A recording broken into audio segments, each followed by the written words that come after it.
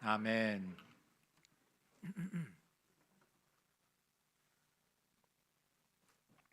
아, 미국 유학 생활을 해보신 분들이라면 다 아실 수 있는 집에 가면 빠지지 않는 품목이 있는데 그것은 아마도 이케아 가구일 겁니다. 뭐든지 자기 마음대로 그냥 발음해버리는 미국인들에게는 아이키아라고도 불리는데요. 넉넉지 못한 유학생 살림의 동반자와도 같은 그런 조립식 가구입니다. 그래서 한국에서는 왜 이렇게 고전을 면치 못하는지 잘 모르겠어요. 근데 이 조립식 가구를 처음 사본 분들은 한 번쯤은 꼭 하게 되는 그 경험이 있습니다. 그 박스 안에 이제 조립하라고 이렇게 들어있는 이 가구의 부품들이 쭉 있는데 조립 설명서가 있습니다. 근데 뭐 이런 간단한 이 정도의 가구쯤이야 하면서 조립 그 설명서를 그대로 놔두고 막 내가 더 빨리 조립할 수 있어 뭐 그거 보는 시간 아껴서 내가 그냥 조립하겠어 이렇게 덤벼들죠. 그러다가 한참 조립을 하다 보면 가구가 이제 다 완성될 때가 되었는데 피하고 싶은 결말을 마주하게 됩니다. 절대로 남아 있어서 안 되는 부품이 뭔가 몇 가지가 남아 있어서 이거 다시 풀어야겠다, 다시 처음부터 조립을 해야겠다 이런 경험을 하게 됩니다. 저도 이제 이런 경험들이 몇 번 있다 보니까 그래도 건축을 전공했다는 자부심이 있는데 몇 번 이 설명서를 외면했다가 그 다음부터는 아주 겸손하게 무조건 이 설명서를 다 읽고 나서 조립을 시작합니다. 오늘 본문에 이 아브라함과 사레가 약간 이와 비슷한 경험을 하지 않나 싶습니다. 이 나름의 지름길을 찾아보려고 열심히 자기의 머리를 굴려서 해보다가 다시는 하고 싶지 않은 그런 경험을 하게 되는데 그게 바로 오늘 본문 내용입니다. 자, 우리는 흔히 이렇게 생각합니다. 크리스찬에게 죄의 유혹은 좀 비이성적으로, 비합리적으로 다가올 거라 이렇게 생각을 하죠. 무슨 말이냐? 예수 그리스도의 복음이 정말 비교 불가능한 나에게 가장 유익한 거라는 걸 우리는 다 알지 않습니까? 그럼에도 불구하고 죄를 선택하는 그런 일을 합니다. 그러니까 분명히 복음만을 붙잡는 것이 가장 이성적인 선택인데 이상하게도 우리에게는 그렇지 않은 경우들이 나타나는 겁니다. 곰곰이 살펴보면 아주 많은 경우의 죄악은 무척 합리적인 모습으로 우리에게 다가오는 것이죠. 합리적으로 여겨지니까 복음이 합리적임을 아는 우리가 그것을 택하는 것을 옵션으로 여기게 되는 겁니다. 더 무서운 거는요. 이 죄의 유혹이 사랑하고 아끼는 그런 존재들, 아주 가까운 존재들을 통해서도 얼마든지 들어온다는 겁니다. 교회 공동체가 아마도 대표적인 예가 될 것 같아요. 서로 사랑하고 우리가 서로의 짐을 져주는 그러한 지체들 아닙니까? 그런데 이러한 나의 형제요 자매인 자들이 때로는 시험을 당하게 하는 경계 대상 1호가 되어버리는 일들 한 번쯤은 다들 경험하지 않습니까? 오늘 본문의 경우에는 가족이 이 죄의 통로요, 죄의 대상이 되고 있습니다. 남편과 아내인 아브라함과 사레가 그것도 아주 합리적인 판단을 바탕으로 서로가 서로에게 죄를 범하는 그리고 죄의 범함을 당하는 아주 안타까운 모습을 보여줍니다. 일단 본문 첫 절을 한번 보실까요? 함께 보시면 여전히 하나님의 약속이 소원한 그런 상태를 우리가 봅니다. 앞선 15장에서도 우리가 확인을 했죠. 문제가 해결되지 않았습니다. 1절 아브라함의 아내 사레는 여전히 출산을 하지 못하고 있습니다. 자, 12장을 다시 한번 기억을 떠올려 볼까요? 분명 하나님께서 내가 너로 큰 민족을 이루게 하겠다 그 약속을 주셨거든요. 그렇게 그 약속을 믿고 기다리고 또 기다리기를 얼마나 했느냐. 오늘 본문 3절을 보시죠. 어느덧 가나안 땅에 들어온 지가 10년이 됐다고 합니다. 결국에 기다리다 못해서 사레가 나서서 아브라함에게 이 문제의 해법을 제안하는데요. 2절을 보시죠.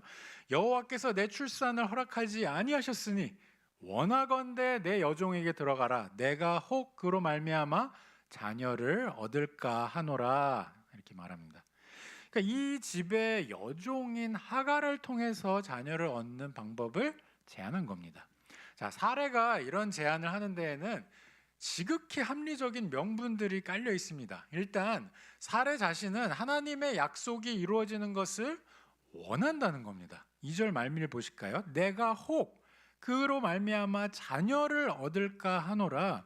그러니까 하나님께서 큰 민족을 이루게 하시겠다는 그 약속, 나도 원한다, 나도 무척 원한다, 그 약속 이제는 내가 한 발 더 열심을 내서 내가 이루어 드리겠습니다, 이 얘기인 겁니다. 자, 여기서 우리가 좀 곰곰이 생각해 볼 필요가 있습니다. 우리에게도 살면서 간절히 원하는 것들이 한 가지씩 다 있지 않습니까? 그게 뭐 직장을 찾는 일일 수도 있고요. 찾은 직장에서 좋은 성과를 올려서 승진을 하는 것일 수도 있고, 운영하는 사업이 잘 되는 것일 수도 있습니다. 또는 배우자를 만나는 것이 급선무인 분들도 있을 것이고요. 또 뭔가 이 가정을 이루어서 또 자녀를 낳아서 또 그것으로 뭔가 하나님께 영광을 돌려야겠다 이런 생각을 하시는 분들 많으실 겁니다. 그런데 분명히 우리 머릿속에는 이러한 요소들이 하나님께 영광을 돌리기 위해서 신자다운 삶을 살기 위해서 반드시 있어야 하는 것인데 라는 생각을 하게 되지요. 그런 바람들이 이러한 생각을 바탕으로 이루어지는데, 만약에 이러한 간절한 구함이 계속해서 이루어지지 않는다면, 그렇다면 어쩌면 내가 지금 구하고 있는 것들이 정말 하나님의 영광을 위한 것인가, 아니면 나의 영광을 위한 것인가 한번 곰곰이 생각을 해볼 시간을 하나님께서 주시는 것일 수도 있습니다. 그리고 또 한 가지 여기에 깔려있는 명분은, 이 사례가 생각하고 있는 것은 이제 기다릴 만큼 충분히 기다렸다는 겁니다.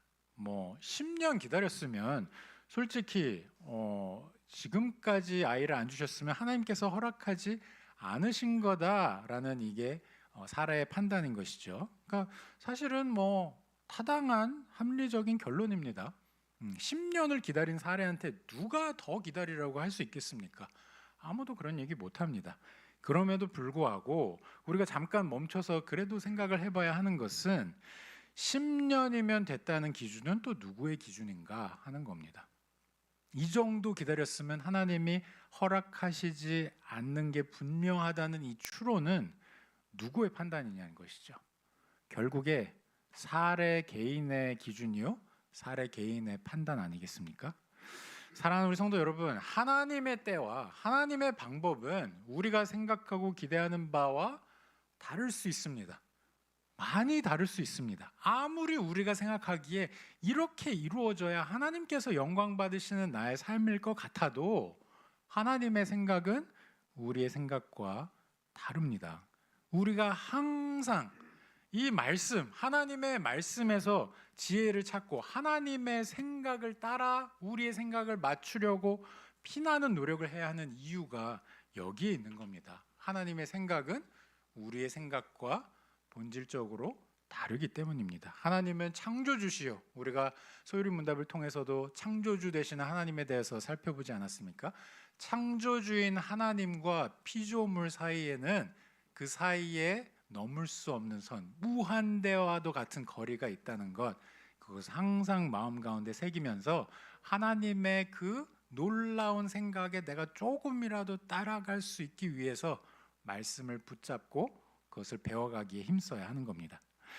아마도 사례의 생각에는 여기서 지금 이런 결정을 내리는 데에는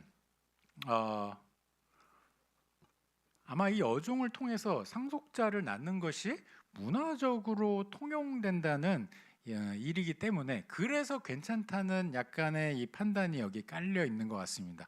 실제로 당시 고대 근동 문화에서는 자녀가 없을 경우에 첩이 대신 대를 잇는 그런 것들이 보편적으로 있었으니까요.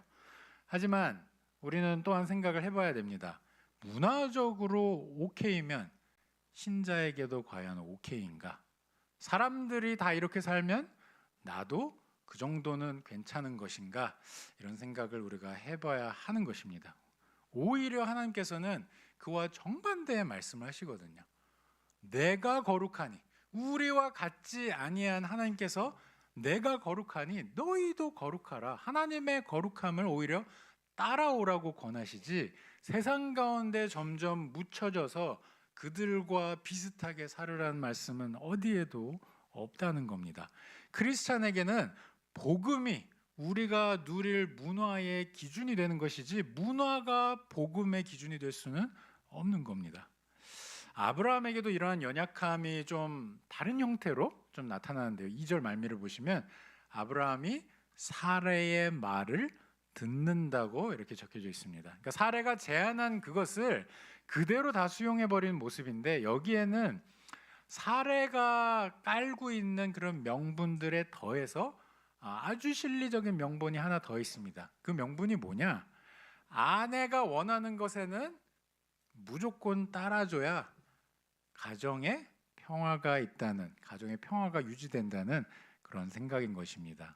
여기 계신 우리 남편들도 그런 생각들 많이 하고 계실 텐데, 근데 솔직히 제가 그냥 저의 주관적인 입장이긴 합니다만, 이게 두루 이렇게 보면 이제 저희 교회 안에서도 제가 부부들을 이렇게 쭉 관찰을 하는데 보통은 남편분들께는 좀 죄송하지만 아내분들이 훨씬 지혜롭다는 생각을 좀 많이 하게 됩니다. 제가 사실 대표적인 예입니다.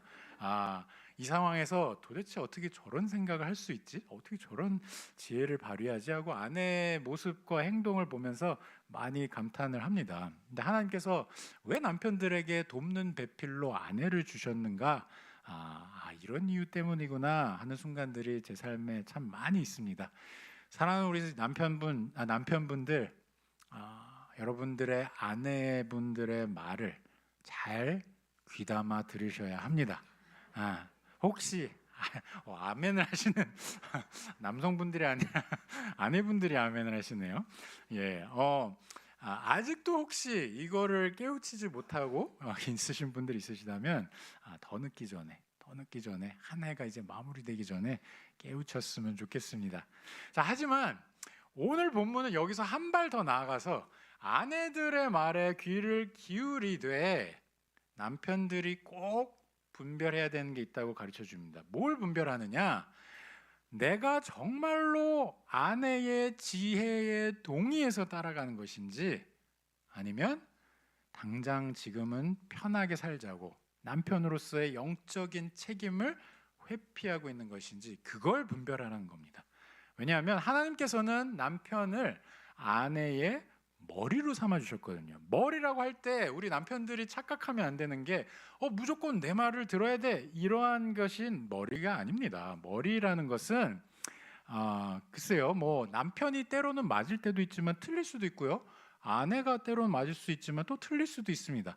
그러니까 진정한 아내의 머리가 되었다는 그 역할을 한다는 것은 사랑하는 아내의 원하는 바들을 잘 귀담아 듣되 하나님 앞에서 영적으로 건강한 방향성을 갖고 있는 내용들인지 그것을 분별해 주는 것을 뜻합니다. 그러니까 하나님의 뜻에 비춰서 아내를 인도하고 또 지켜줘야 할 책임이 우리 남편들에게 있단 말입니다. 이 책임을 다할 때 진짜 가정의 평화가 오는 겁니다. 그냥 아내가 원하는 대로 무조건 그냥 따라가는 것이 아니라 아내의 말을 지혜롭게 듣고 그것을 듣되 하나님의 말씀을 기준으로 아내를 보호하고 지켜줄 수 있는 그런 남편들, 우리 한샘교회의 남편들이 되시기를 간절히 기도합니다. 자, 이런 남편의 영적 리더십은 자신의 생각을 앞세우는 것에서 오는 게 아니고요. 하나님의 말씀을 앞세우는 데서 옵니다. 말씀으로 아내를 리드하고 지켜주는 것 계속해서 제가 말씀드립니다만 너무너무 중요합니다. 왜 이토록 이걸 강조하냐면요. 인류의 첫 남편인 아담이 에덴에서 이 역할을 하는데 실패했거든요. 이 실패로 인해서 하와가 제안한 선악을 알게 하는 나무의 실과를 따먹어 버리는 것을 따라가는 것에서부터 시작해서 그 결과로 아담의 가정은 물론이요, 아담 이후에 오는 모든 가정들이, 그 가장들이, 그 영적 리더들이 줄줄이 다 실패를 하게 됩니다. 그래서 우리 남편분들이 하나님의 말씀을 잘 알아야 합니다. 이런 영적 리더십이 세워지려면, 회복되려면 우리 남자들이 정말 청년부터, 아니 청년보다 더 어린 우리 청소년부터, 아니 우리 아이들부터 시작해서 우리 젊은 부부들, 엎드림 형제들, 그리고 우리 남전도회까지 정말 말씀을 배우고 그것을 익히기 위해서 모이기에 힘써야만 합니다. 새해에는 그러한 자치적인 모임들이, 또 교회에서도 여러 가지 이제 모임들을 그런 모임들을 좀 주관을 할 텐데요. 그런 모임들 가운데 우리 남성분들이 정말로 나와서 그 복을 누리셨으면 좋겠습니다. 우리 남성분들도 아멘 좀 하시죠. 예. 자, 예수님께서는 광야에서 사단에게 시험을 당하셨을 때 사단이 이러한 것들을 전면에 이유로 내세웠습니다. 합리적인 이유들을 내세웠습니다. 시험을 하는 그 과정에 뭘 얘기했느냐? 예수, 너 지금 당장 배고프지 않냐? 지금 당장의 삶이 중요하지 않냐? 지금 당장 너의 필요를 채워야 하지 않냐? 당장 이 돌들을 떡덩이로 바꿔라. 너는 충분히 그런 능력이 있으니 하나님의 말씀을 순종할 거 없이 지금 네 필요를 따라서 행하라. 이렇게 이야기를 합니다. 또 성전 꼭대기로 데리고 가서는 어떻게 합니까?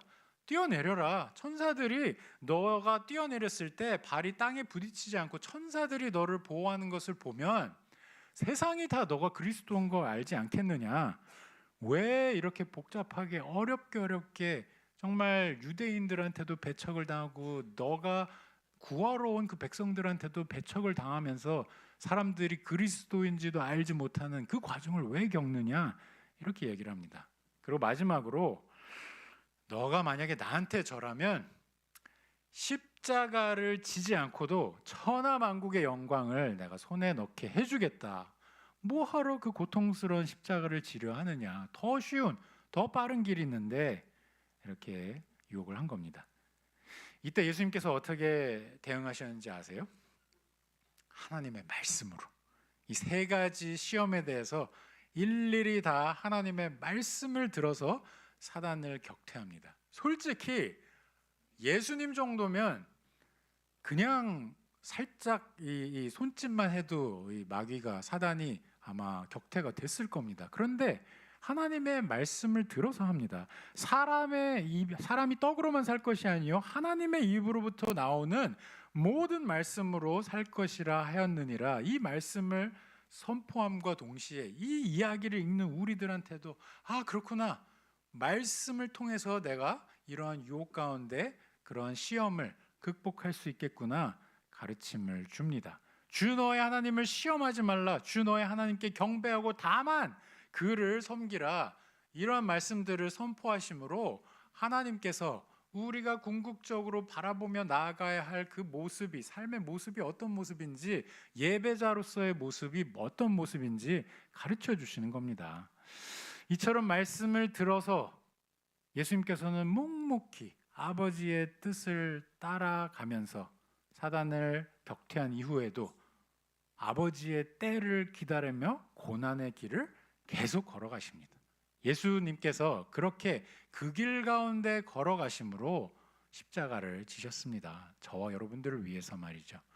남편과 아내가 이 십자가의 도 위에 함께 세워져야 합니다. 그리고 서로 이 십자가의 도만이 우리가 설 곳임을 가르쳐주면서 서로를 그렇게 세워가야 합니다. 하나님의 말씀으로 말이죠. 자, 하나님의 말씀과 복음이 중심에 있지 못할 때, 즉 합리적인 판단들이 우리를 점령하기 시작할 때 결국에는 어떻게 되는지 오늘 본문이 또한 보여주고 있는데요. 불순종으로 치달을 수밖에 없다는 것을 알려줍니다. 하나님의 때를 기다리지 못하고 사레가 여종 하갈을 통해서 아브라함의 대를 이어보려고 하는데, 그래서 낳은 아기가 이스마엘입니다. 근데 이 아기가 문제의 해결책이 될 거라고 기대하면서 이렇게 머리를 굴렸단 말이죠. 지름길을 마련했는데 아브라함과 사레의 믿음과는 달리 해결책은커녕 불행의 시작이 됩니다. 아브라함, 사레, 그리고 하갈, 이 세 명 사이에 소위 얽히고 설킨 막장 드라마가 여기서부터 펼쳐집니다. 너나 할 거 없이 서로를 물고 핥히고 서로에게 물어뜯기고 핥힘을 받는 아주 볼썽사나운 무대가 펼쳐지는데 사례의 경우를 한번 보겠습니다. 여종 하갈이 임신하더니 아주 대놓고 사례를 멸시하죠. 이거를 군대 용어로 하극상이라고 합니다. 지금 종의 신분에 있는 여종이 말이 됩니까? 여주인을 무시한다는 게요. 근데 아기를 가졌다는, 그리고 여주인이 아기가 없다는 그 사실이 하갈로 하여금 이러한 교만함을 갖게 하여서 넘지 말아야 할 선을 넘게 만든 겁니다. 그러자 사례도 가만히 있지 않죠. 너가 그렇게 나와? 그러면 맛 좀 봐라 하면서 이 탓을, 근데 이상하게 이 하갈한테 돌리는 게 아니라 남편에게 돌립니다. 애꿎은 아브라함한테 5절 보시죠.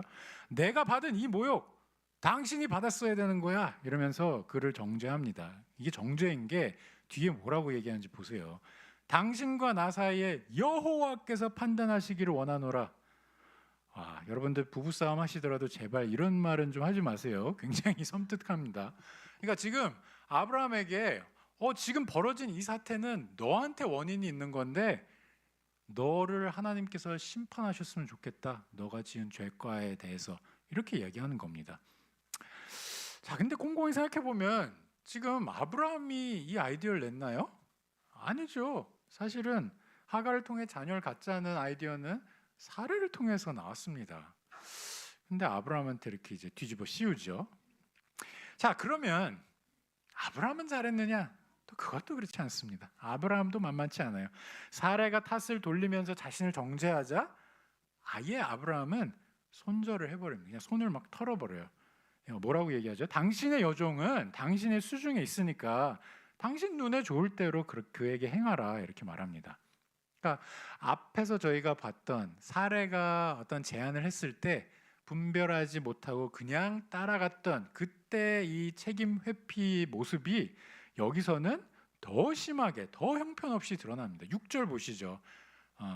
아까 읽은 그 내용을 보시면 정말로 그냥 나는 모르겠습니다. 그냥 그대가 알아서 하시오. 나랑 상관없습니다. 이렇게 얘기를 하고 있는 겁니다.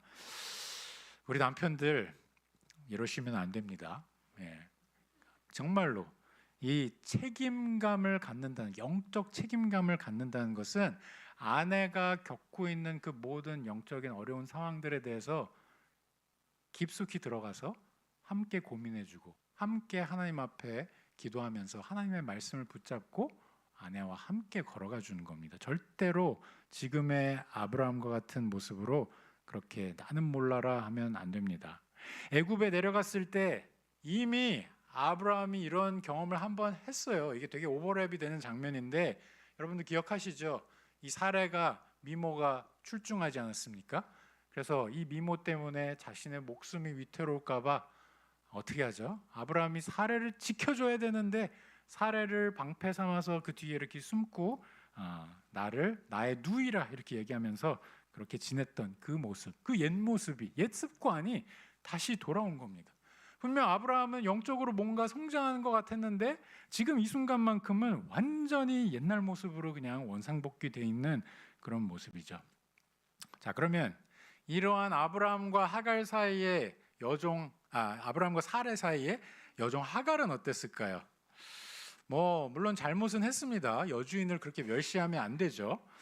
그렇지만 그거에 못지않은, 자신이 범한 잘못에 못지않은 엄청난 피해를 봅니다. 왜냐하면 유일하게 여기서 쫓겨나서 방황하게 되는 인물은 이 하갈이거든요. 아브라함이 책임을 회피하면서 여주인 사례가 어떤 반응을 보였냐면은 이 종에 대해서 진짜 자기 마음대로 막 하기 시작합니다. 학대합니다. 그걸 견디다 못해 결국에 이 하갈이 광야로 도망가죠. 이 모든 내용을 한마디로 다 정리를 하자면 그냥 집안이 풍비박산 난 겁니다. 서로에게 헐뜯고 헐뜯기면서 어디서부터 이 매듭을 이제 다시 풀어야 될지 모를 정도로 그냥 죄의 난장판이 되어버렸습니다. 게다가 아브라함과 하갈 사이에서 난 이 이스마엘이 어떤 존재로 남습니까? 12절 보시죠. 그가 사람 중에 들나귀 같이 되리니 그의 손이 모든 사람을 치겠고 모든 사람의 손이 그를 칠지며 그가 모든 형제와 대항해서 살리라 하니라. 이게 결국에는 이 아브라함과 사레가 지은 죄악의 결과, 하갈의 죄악도 포함이 되죠. 그 죄악의 결과 훗날 이스라엘 백성들을 괴롭히는 이 이스마엘의 후손들로 계속 존재를 하게 되는 겁니다. 자, 이 16장에 이제 여러 가지 사태 지금 뭐 난잡합니다. 근데 이 사태를 여러분들이 보시면서 모르겠어요. 어떤 생각이 드시는지요? 저는 이 사태를 보면서 좀 한 가지 우리가 좀 한 번쯤은 짚어봐야 할 생각인 것 같은 게, 신자의 삶은 약속의 땅 가나안과 종노릇하던 땅 애굽 사이에 있는 정말 딱 그 가운데서 왔다 갔다 하는 끊임없는 씨름이라는 생각을 좀 했습니다. 근데 이 씨름에서 뭐 때로는 잘 걸어갈 때도 있지만, 가나안을 향해서 계속 잘 걸어갈 때도 있지만, 더 많은 경우에는 어쩌면 유혹에 넘어가죠. 합리적인 유혹들에 넘어갑니다. 그래서 애굽으로 돌아가자, 이런 다짐을 하게 됩니다. 모세가 이스라엘 백성들을 이끌 때 그 중간에 있던 광야에서 겪었던 일이 이거 아닙니까? 숱하게 이 백성들이 광야에서 애굽으로 돌아가자, 무슨 가나안이냐 이렇게 이야기하면서 배고프고 힘들고 고달픈데, 여기서 이게 안 그칠 거면 도대체 언제 약속의 땅에 도착하냐고요, 이러면서 차라리 애굽으로 돌아가자, 다시 종노릇하는 게 낫겠다, 이렇게 말합니다. 본문의 아브라함도 마찬가지죠. 어떤 면에서는 크리스찬인 우리 삶도 마찬가지입니다. 이 땅에서 우리의 옛 습관인 죄 종노릇하는 것과 천국 시민으로서의 영광스러운 그런 거룩한 삶을 사는 것, 이 사이에서 갈등하면서 잘 버틸 때도 있지만, 때로는 아브라함과 사례처럼 정말 처참하게 실패하기도 합니다. 합리적인 이유로 포장된 우리의 교만이 때로는 우리 스스로를 넘어뜨리기도 하고요, 남에게 지우기 힘든 상처를 안겨주기도 합니다. 심지어 한 공동체 안에 우리가 믿음의 지체라고 불리는 그러한 자들을 넘어뜨리기도 합니다. 우리의 교만함으로 말이죠. 그래서 우리 중에는 그 누구도 다른 성도의 참 소망이 절대로 될 수 없습니다. 성도가 아무리 하나님 앞에 열심으로 산다 한들 우리에게는 그 누구의 구원자가 될 수 있는 능력이 없는 겁니다. 어떻게 보면 굉장히 암울한 상황같이 보이죠. 우리 교회를 예로 들자면, 이렇게 150명 정도 모여있는 이 공동체 가운데 단 한 명도 우리가 모든 것을 기댈 수 있는 그러한 소망이 되는 인물은 없다는 얘기니까요. 사람이 이렇게 많은데 한 명이 없다고? 굉장히 암울하게 들립니다. 그런데 참 이게 감사해야 될 내용인 게요, 우리 하나님은 이렇게 실패하는 우리를 절대로 그냥 내버려 두시지 않으세요. 분명히 이 가운데 한 명도 없을 만큼 우리는 처참한 실패 경험들을 하는데, 우리를 그냥 내버려 두시지 않고 이런 우리들을 누구보다도 잘 아시지 않습니까? 하나님께서 늘 흔들리는, 늘 시험받는, 늘 유혹 가운데 노출되어 있는 우리를 위해서 가장 확실한 소망을 우리들에게 주십니다. 오늘 본문에서도 그렇게 하시는데요, 놀라운 것은 참 소망을 주시기 위해서 여호와의 사자를 보내시는데, 누구한테 보내는지 한번 보시죠. 아브라함인가요? 아닙니다. 사례도 아닙니다. 이 세 인물 중에 가장 약하고 복음에서 가장 거리가 먼 존재인 것 같은 애굽인 하갈한테 보내십니다.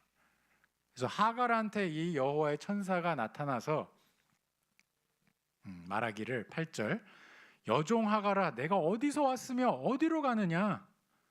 하갈이 자초지종을 설명하자 그에게 천사가 명하죠. 내 여주인에게로 돌아가서 그 수하에 복종하라. 그냥 우리의 생각으로 보면 지금 이렇게 학대를 받았는데 여주인에게 돌아가라는 이야기는 좀 너무 가혹하게 들립니다. 그런데 여기에는 하나님께서 복을 흘려주시는 통로는 앞에서 이미 언약 가운데 약속하신 것처럼 아브라함이라는 인물을 통해서만 이루어질 수 있다는 것을 다시 한번 확인시켜 주는 겁니다.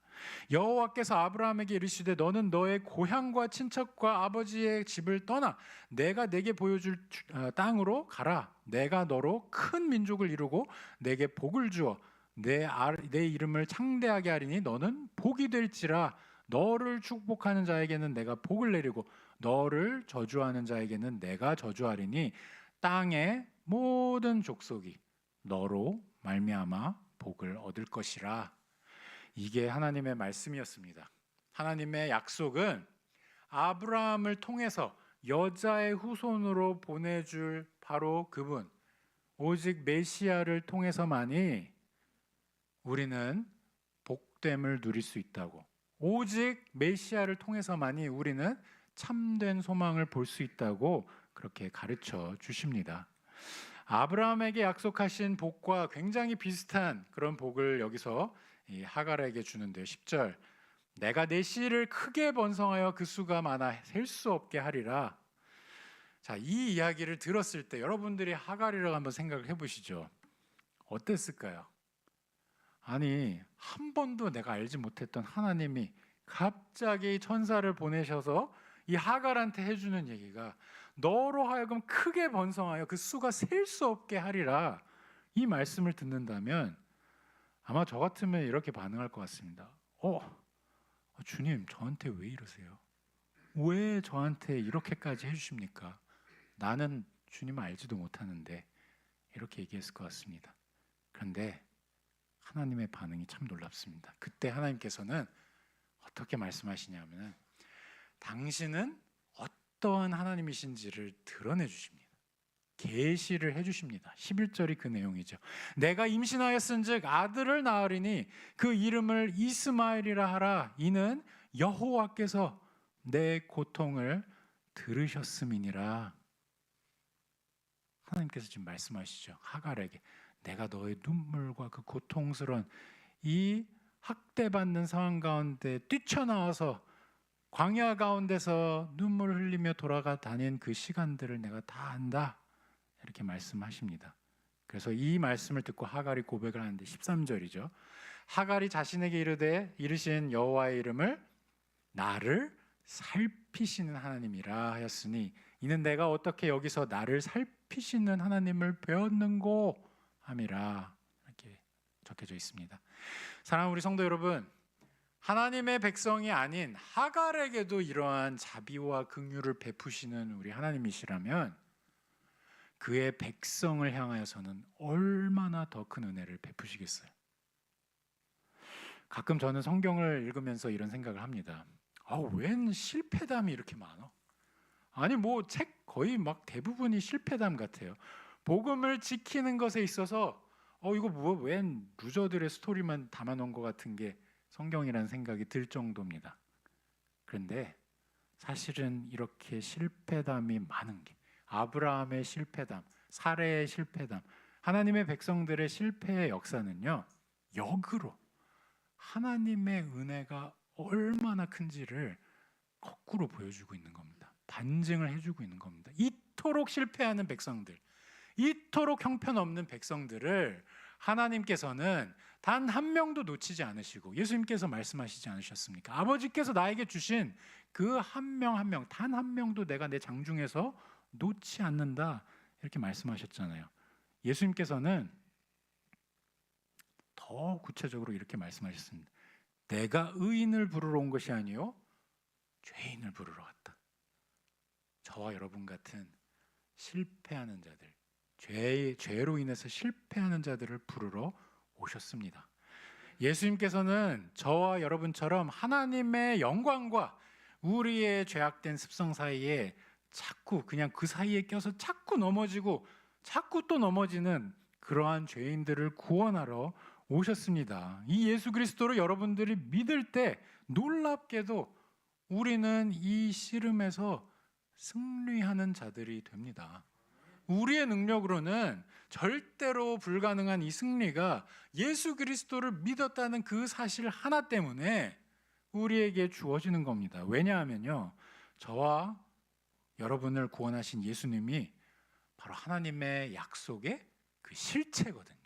하나님의 영광의 광채시요 본체신 예수 그리스도께서 우리 가운데 오심으로 이 아브라함의 때에 주셨던 그 약속이 완전히 완성이 된 그 모습을 우리 가운데 드러내 보여주신 겁니다.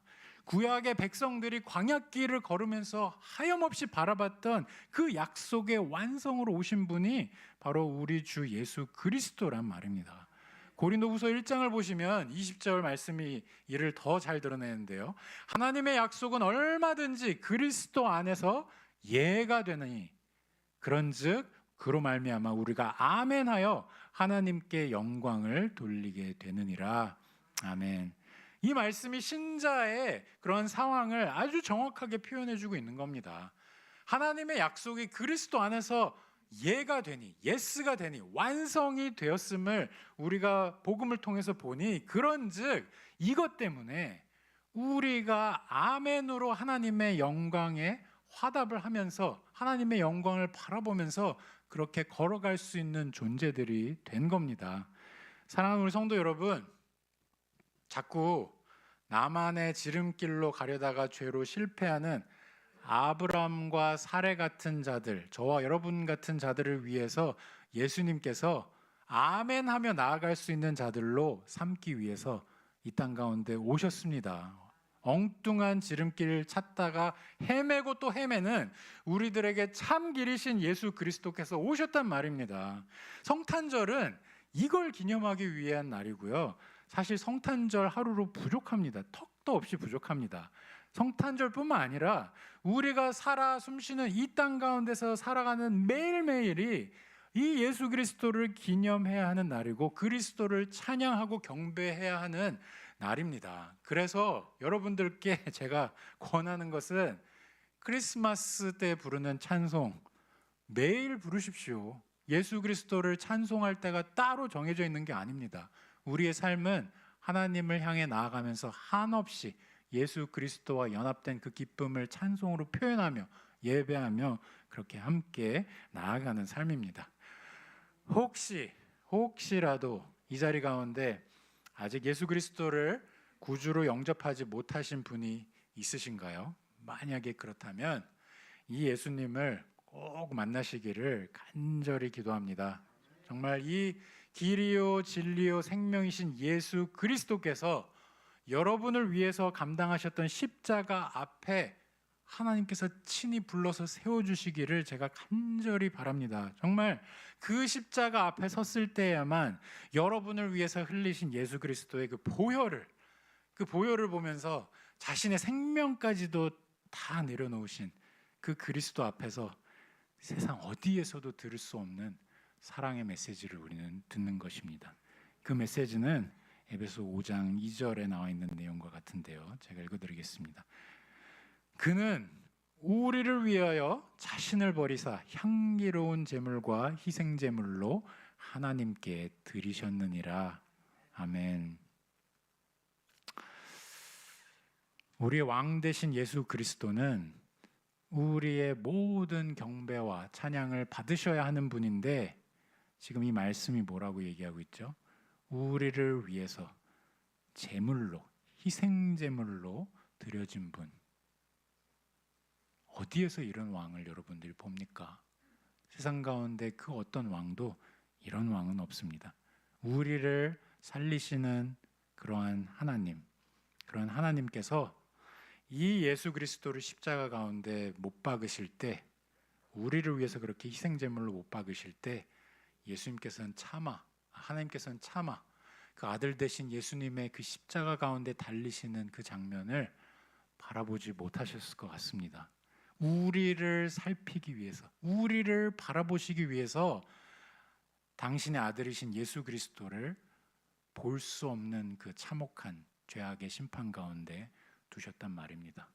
이 사실을 여러분들이 기억하시면서 한 해를 마무리하는 성탄의 이 시기에 정말로 나는 예수 그리스도를 예배하는 자로 서 있는가?